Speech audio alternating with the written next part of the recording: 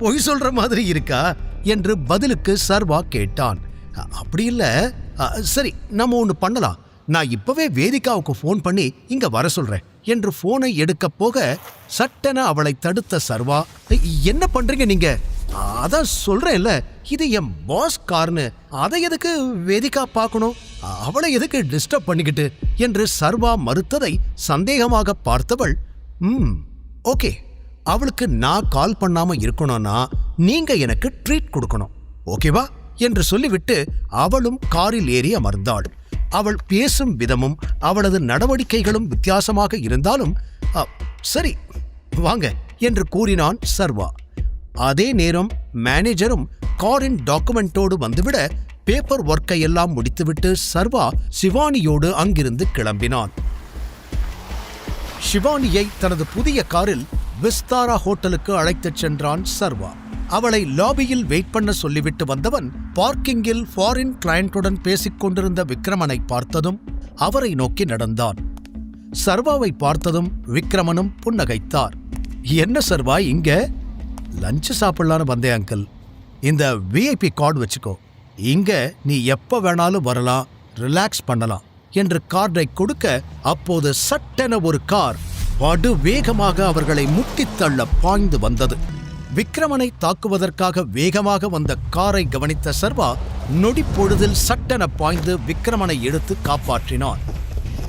டமார் என பில்லரில் இடித்து கார் நிற்க அதிலிருந்த முகமூடி அணிந்த ஒருவன் சரக்கென கத்தியை விக்ரமனை நோக்கி வீசினான். சர்வா சுதாரித்து விக்ரமனை விலக்கினான். பாடி கார்ட்ஸ் வேகமாக ஓடிவர சட்டென அந்த மர்மக்கார் சீறி பாய்ந்து கேட்டை உடைத்துச் சென்றது. அங்கிள், உங்களுக்கு ஒன்றும் ஆகல இல்ல? இல்ல சர்வா, தேங்க்ஸ், சரியான நேரத்தில் காப்பாத்திட்ட. நான் சொன்னேன்ல, இது ஆதிசேஷனோட வேலை தான். டைகர் வந்த விஷயம் கண்டிப்பா அவனுக்கு தெரிஞ்சிருக்கும், அதான் என்ன கொல்ல அட்டம் பண்ணிருக்கான். இனிமே நம்ம அடிக்கடி பப்ளிக்ல இந்த மாதிரி மீட் பண்ணிக்க வேண்டாம், நீயும் சேஃபா இரு, நான் இப்ப கிளம்புறேன் என்று அவர் சொல்ல சர்வாவுக்கும் நிலைமையின் தீவிரம் புரிந்தது.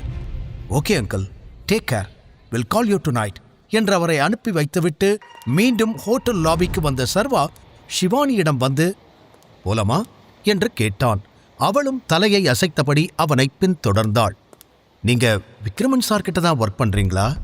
நீங்க இவ்வளோ பெரிய இடத்துல ஒர்க் பண்றீங்கன்னு வேதிகா என்கிட்ட சொல்லவே இல்லை என்று விசாரிக்க அதற்குள் சர்வா ஒரு டேபிளில் அமர்ந்து விட்டான். முதல்ல ஏதாவது ஆர்டர் பண்ணலாம், எனக்கு ரொம்ப பசிக்குது என்றவன் அவளுடைய கேள்வியை மொத்தமாக அவாய்ட் பண்ணி இருக்க, என்கிட்ட இருந்து எதையாவது மறைக்கிறீங்களா, இல்ல நான் ஏதாவது தெரிஞ்சுக்க கூடாதுன்னு நினைக்கிறீங்களா என்று ஷிவானி நேரடியாக கேட்க, நான் என்ன மறைக்க போறேன், அதுவும் நீ எனக்கு ஒரு கம்ப்ளீட் ஸ்ட்ரேஞ்சர், உன்கிட்ட எனக்கு மறைக்கிறதுக்கு ஒன்றும் இல்லை, அதே சமயம் ஷேர் பண்ணிக்கிறதுக்கும் ஒன்றும் இல்லை. ஃபர்ஸ்ட் என்ன வேணுமோ அதை ஆர்டர் பண்ணு என சர்வா ஈஸியாக தோளை குலுக்க அதற்கு ஷிவானி பதில் ஏதோ சொல்ல வந்த பொழுது வெயிட்டர் வந்ததால் அந்த பேச்சு தடைப்பட்டு விட்டது. அவர்கள் இருவரும் ஆர்டர் கொடுத்த பின்பு வெயிட்டர் நகர்ந்து போக ஷிவானி அப்பொழுதும் விடவில்லை. சரி, இதுக்கு முன்னாடி நம்ம ஸ்ட்ரேஞ்சர்ஸா இருந்திருக்கலாம், ஆனா இனிமே நம்ம ஃப்ரெண்ட்ஸ், ஓகே? இப்ப சொல்லுங்க, நீங்க என்ன ஒர்க் பண்றீங்க, அதுவும் இவ்வளோ பெரிய இடத்துல என்னவா இருக்கீங்க என்று மீண்டும் ஆரம்பித்து விட்டாள். இதில் கடுப்பாகி பெருமூச்சு விட்டவன் பிறகு தன்னை நிதானப்படுத்திக் கொண்டு, நான் இன்ஃப்ரா கிரீன் கம்பெனியில் ஒரு சின்ன பொசிஷனில் தான் ஒர்க் பண்ணிக்கிட்டு இருக்கேன் என சர்வா சொல்ல, அது விக்ரமன் சார் கம்பெனி தானே என்று கரெக்டாக பாயிண்டை பிடித்து கேட்டாள் ஷிவானி. சர்வாவும் மறக்காமல் ஆமா என்று தலையசைக்க ஷிவானி அடுத்து வாயை திறக்கும் முன்பே ஒரு இளைஞன் அவளை நெருங்கி வந்து ஹலோ கார்ஜியஸ் என்று அழைக்க அவள் கவனம் தடைப்பட்டது. ஃபார்மலாக உடை அணிந்திருந்த அந்த இளைஞன் ஷிவானியை பார்த்து புன்னகைக்க அவளோ புரியாமல் பார்த்தாள். அவனோ, இதை நான் சொல்லியே ஆகணும், நீங்க ரொம்ப அழகா இருக்கீங்க என்றவன் தொடர்ந்து, திடீர்னு யாருனே தெரியாத ஒரு பையன் வந்து இப்படி பேசினா உங்களுக்கு யாருடா இவன்னு தான் தோணும். ஆனா உங்கள மாதிரி அழகான பொண்ணை மிஸ் பண்ணிட்டோமேன்னு பின்னாடி ஃபீல் பண்ணிடக்கூடாதுன்னு தான் நேரடியா அப்ரோச் பண்றேன். என் கூட டேட்டுக்கு வரியா? கண்டிப்பா என்ஜாய் பண்ணுவ என கேட்க அவன் பேச்சுவார்த்தை நார்மலாக இருந்தாலும் அவன் முகத்தில் இருந்த கள்ளத்தனம் ஷிவானிக்கு நன்றாகவே தெரிந்தது. எக்ஸ்கியூஸ் மீ என்று அவள் முகம் சுளிக்க சர்வாவுக்குமே அவன் பொறுக்கித்தனம் பண்ணும் ஒரு கேரக்டர் என்று நொடியில் புரிந்து போக அழுத்தமான குரலில் அந்த இளைஞனை தள்ளி நிறுத்துவது போல், கண்ணு தெரியலையா? அவங்க ஏற்கனவே என் கூட லஞ்சுக்கு வந்திருக்காங்க. குறுக்க வந்து டிஸ்டர்ப் பண்றதும் இல்லாம டேட்டுக்கு வரீங்களான்னு கேட்டுக்கிட்டு இருக்க, ஓடா என்று சொல்ல அந்த இளைஞன் சிரித்தான். கம் ஆன் பாஸ், இவங்க இருக்கிற லெவலுக்கு நீங்க எல்லாம் அவங்க பக்கத்துல கூட வர முடியாது. ஐம் சாரி, நீங்க என்ன ட்ரை பண்ணி இவங்களை கூட்டிட்டு வந்திருக்கீங்கன்னு எனக்கு தெரியல. ஆனா கார்ஜியஸ், இவரை விட நான் பெட்டரா உங்களை பார்த்துப்பேன். will you join with me?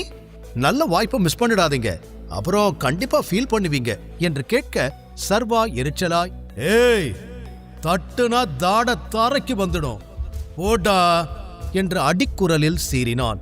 ஆனால் அந்த இளைஞன் அப்படியும் பின்வாங்காமல் எல்லை மீறத் தொடங்கினான். கார்ஜியஸ், உன்னை பார்த்தா நல்ல ஹை கிளாஸ் குடும்பத்திலிருந்து வந்த பொண்ணு மாதிரி இருக்கு. எதுக்காக இந்த மாதிரி லோ கிளாஸ் பசங்களை டேட் பண்ற? உனக்காக எத்தனை பேர் லைன்ல நிப்பாங்க தெரியுமா?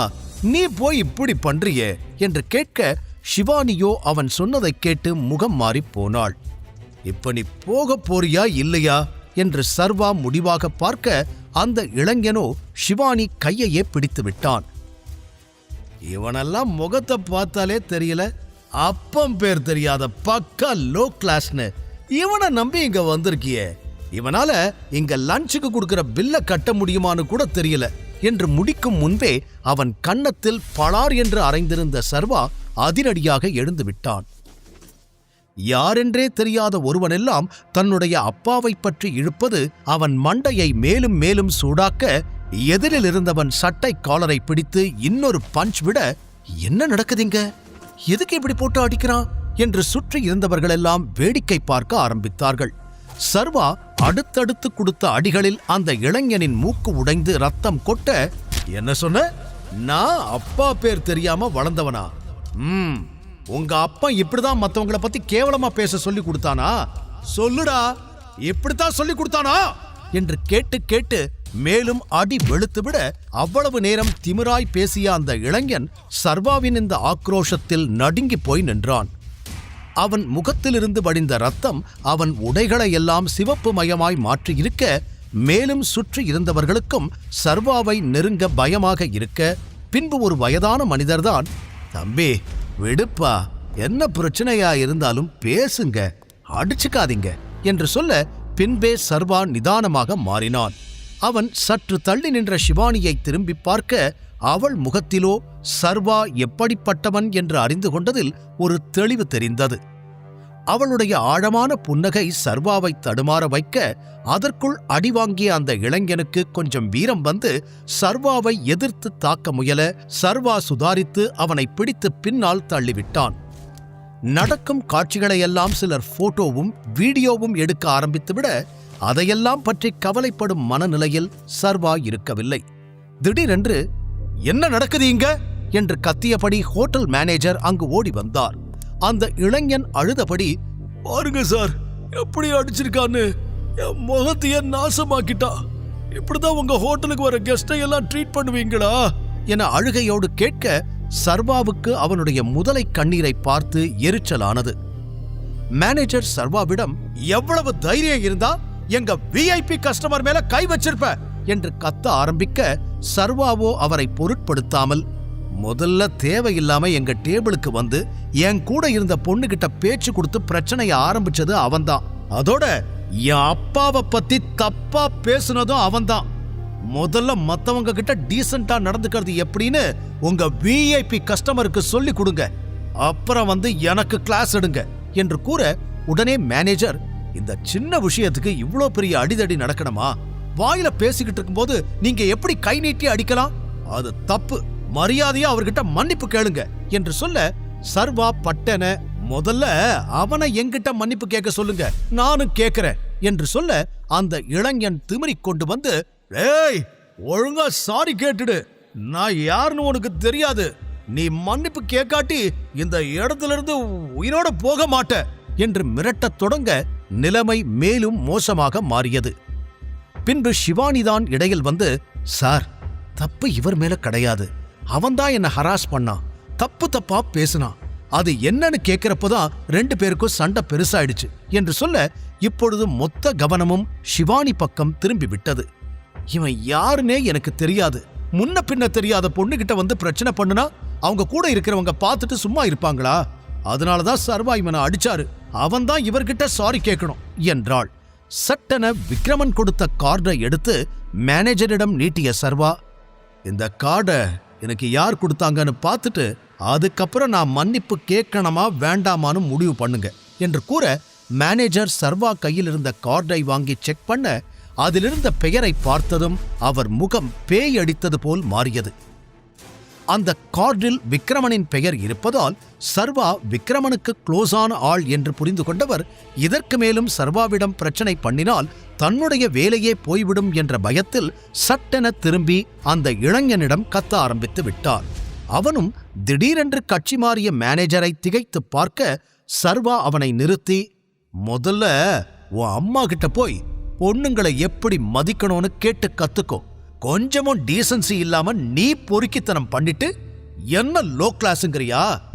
ஒருத்தன் லோ கிளாஸா ஹை கிளாஸாங்கிறது அவனோட ட்ரெஸ்ஸிலேயோ உருவத்திலேயோ இல்லடா, அவன் நடந்துக்கிற விதத்துல இருக்கு. இன்னொரு தடவை வேற எந்த பொண்ணு கிட்டையாவது இப்படி வம்பு பண்றத பார்த்தேன், அடி வெளுத்துடுவேன் என்று கூறிவிட்டு உடனடியாக அவனும் ஷிவானியோடு வெளியே வந்துவிட, ஷிவானியோ ஒரே நாளில் சர்வேஸ்வரனின் பல்வேறு பரிணாமங்களை பார்த்த வியப்பில் அவனுடன் காரில் ஏறி கிளம்பினாள். அவள் மனதில் என்ன ஓடுகிறது என்று புரியாமல் சர்வாவுக்கே குழப்பமாயிருக்க, இன்னொரு பக்கம் அவனுக்கு பசிக்க வேறு செய்தது. சின்ன வயதிலிருந்தே அவன் தன்னுடைய பசியை பெரிய விஷயமாய் கருதியது கிடையாது. இப்பொழுது பணம் கைக்கு வந்துவிட்டாலும் அந்த பழைய பழக்கங்கள் மாறாமல் அப்படியே இருக்க, உடனடியாக வீட்டுக்கு